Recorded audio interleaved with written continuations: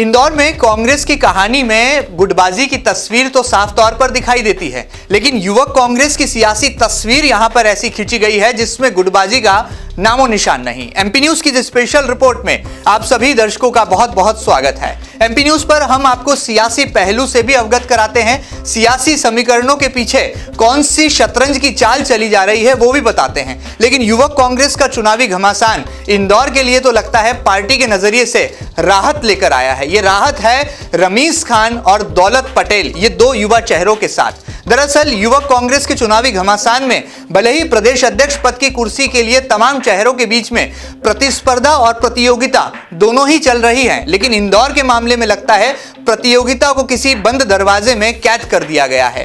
कारण भी साफ है, शहर अध्यक्ष पद के लिए सिर्फ और सिर्फ रमीज खान तय माने जा रहे हैं और जिला अध्यक्ष पद के लिए दौलत पटेल का नाम लगभग फाइनल हो चुका है। ये ऐसा इसलिए हो रहा है क्योंकि युवक कांग्रेस के जो तमाम कार्यकर्ता हैं उन्होंने सीधे तौर पर सदस्यता इन दो चेहरों के नेतृत्व में ही ग्रहण की है। और कोरोना काल के पहले की बात करें तो लॉकडाउन से पहले युवक कांग्रेस के तमाम सदस्यों को यहां पर तय कर दिया गया था कि ये दो चेहरे होंगे जो कि आने वाले कल में संगठन की कमान संभालेंगे। ऐसे में नए चेहरों के लिए तो लगता है शहर में यानी कि इंदौर में फिलहाल तो कोई जगह खाली नहीं बची है। ऐसे में रमीज खान का लगभग शहर अध्यक्ष बनना तय माना जा रहा है, जबकि दौलत पटेल यहां पर जिला अध्यक्ष पद की कुर्सी पर काबिज होते दिख रहे हैं। कैसे ये सियासी समीकरण बैठे और कैसे इन दो युवा चेहरों ने बाजी मार ली और सारे सियासी फॉर्मूले लगता है कि इन दो नामों पर आकर टिक गए। देखिए एमपी न्यूज की ये खास रिपोर्ट।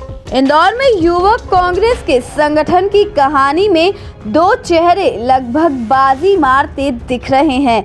ये वही चेहरे हैं जो हाशिए पर आई कांग्रेस पार्टी की यूथ विंग में जान फूंकने का दम रखते हैं।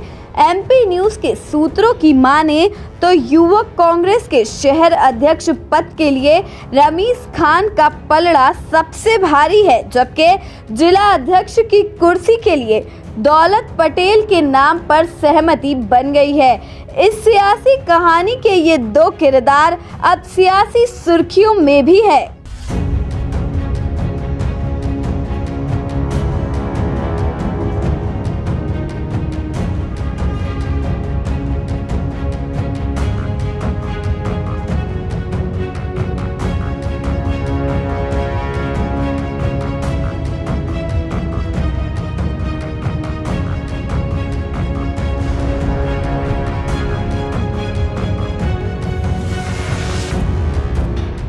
मीडिया के कैमरों के सामने जरूर दोनों ही चेहरे फिलहाल मौन है, लेकिन अंदर खाने से शहर अध्यक्ष के लिए रमीज खान लगभग तय माने जा रहे हैं, जिन्हें शहर अध्यक्ष विनय बाकलीवाल और पूर्व मंत्री जीतू पटवारी का साथ मिला है, जबकि जिला अध्यक्ष पद के लिए दौलत पटेल के नाम पर कांग्रेस जिला अध्यक्ष सदाशिव यादव, विधायक विशाल पटेल ने भी सहमति दे दी है।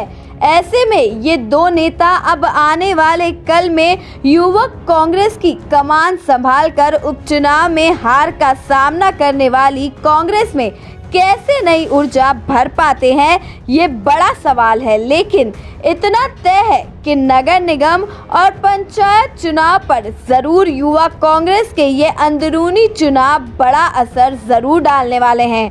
Bureau report, MP news, Indore.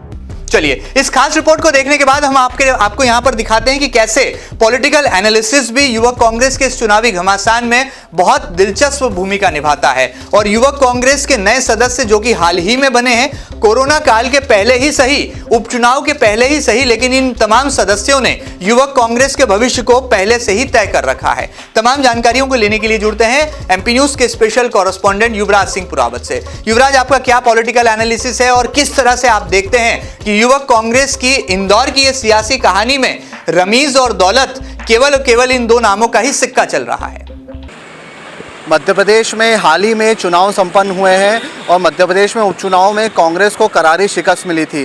जी हां, कांग्रेस को मात्र 9 सीटों से ही संतुष्ट होना पड़ा था, वहीं बीजेपी को 19 सीट मिली थी, जिसके बाद से ही लगातार चौथी बार बीजेपी सत्ता में आ चुकी है मध्य प्रदेश में। और इसके बाद कांग्रेस में मंथन का दौर शुरू हो चुका है। जी हाँ, संगठनात्मक चुनाव पर अब जोर दिया जा रहा है कांग्रेस में। प्रदेश युवक कांग्रेस अध्यक्ष पद के लिए भी अब दावेदारी शुरू हो चुकी है और कुछ ही दिनों बाद इसका नाम की भी घोषणा कर दी जाएगी। वहीं बात की जाए अब इंदौर शहर की, तो युवक कांग्रेस शहर अध्यक्ष के लिए भी अब दावेदारों का नाम सामने आने लगा है। जी हाँ, हाल ही में जो सबसे प्रमुख तौर पर नाम सामने आ रहा है इस पद के लिए वो है रमीज़ खान का।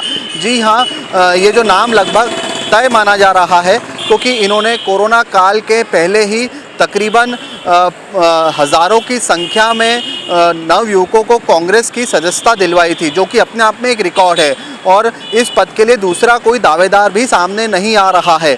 वही मैं आपको बता दूं कि रमीज़ खान के पीछे कहीं ना कहीं विनय बाकलीवाल का बैकअप भी है और वहीं जीतू पटवारी की भी पहली पसंद रमीज़ खान बने हुए हैं।